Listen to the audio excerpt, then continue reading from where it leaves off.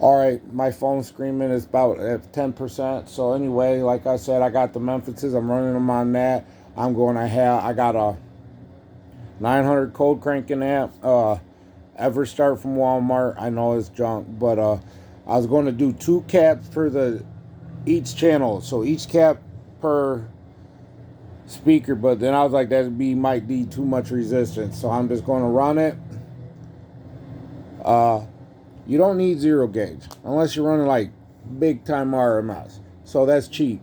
But you want to get as close to it as the best as possible. So I'm just doing the 4 gauge 2000 watt RMS amp. For that, that's plenty. Once I get a bigger amp, even then the 1200 watt amp is pretty much where I'm going to keep these Memphises at. I'm not trying to make a stupid ass system right yet. But I have that battery. It's a 900 cold cranking amp, gel marine, all from Everstart from Walmart. It's $120. So, or I might go across the street to AutoZone and get the 700 cold cranking amp optical, a knockoff version of the blue top, but it's still Interstate. So, Interstate still better brand than Everstart, but difference. Like I said, I might just buy the zero gauge because this is all happening piece by piece. So I find out what's going on with me in court. But I can get 10 feet of zero gauge for $20. That's expensive. Or I can get the whole kit from NVX for 50, but it's still, once again, 2 gauge. Where am I going with this? I don't know. You know what I'm saying? This is going to be my daily in my Durango.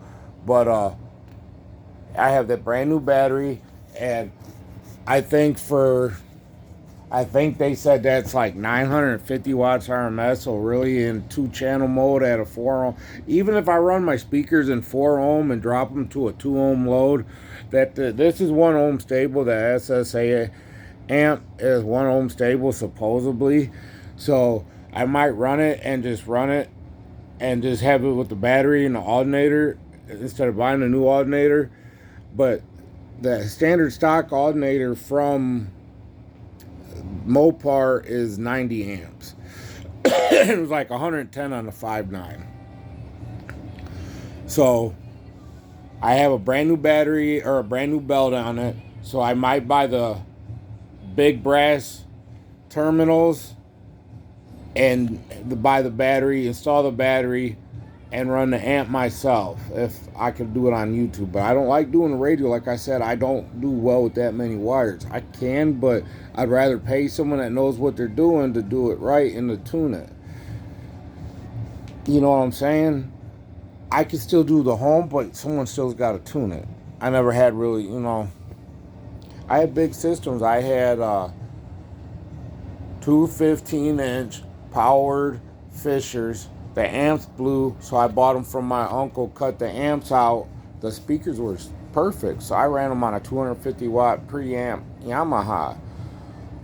Banged the fuck out of them, blew the Yamaha up. Then I got two 15s, two 10-inch PA Radio Shack speakers, ran those. Ran that, the Fishers on another receiver, ran the rest on one receiver, then ran like both aux cords to a master receiver, like a DJ set almost, kind of. A hood, I seen it from my uncle doing it that way. And dude, I'm telling you, my landlord lived not the house to me, but the next one. I was rattling his neighbor's windows with my windows closed. So it was like about 600 watts RMS to all my speakers total with all the impedance and all the boxes. And back then I'd find an old vacuum cleaner. Most people would buy it to rebuild it. I cut the cord off and use that for my speaker wire. I once had the 220 speaker wire off of a dryer running a 2000 watt Rampage amp on a home Wi-Fi system. Or not Wi-Fi, but hi-fi system off of 2 batteries and a trickle charger. That was pretty badass. It was 2 6-volt batteries out of a power wheel. My nephew wasn't too happy when I took his batteries, but sounds come first. He'll get over it. I bought him new lithium ones that lasted longer. But drill batteries work for stuff on car stereos that work on bikes, man. I got a lot of stuff. I just wish I could get my life right long enough to do something positive. It's always something stupid like child support in Monroe. They actually came and got me while I was paying child support across the state line while I had my own house, working 2 jobs, going to school for CNC tech at 29 years old. Does that make sense? The judge is like, what do you guys want me to do with him? They're like, give him 9 months. He's like, okay, they were giving you 9 months. Brought me back on a warrant because they didn't know I was in their system. You see what I'm saying? I understand I went to prison on my own accord for the things I done. Cool. But some of this shit's stupid. Like, you're literally putting me in here for child support while waiting for child support. Then I lose my grandma, and you got the cockiest CO to run his mouth. And if anybody has been a prisoner or the county jail, we all know how the CO is. So I thought I was going to pull him in through the food chute by his belt loops. He didn't like it. But anyway, like I was saying, I'll call you right back.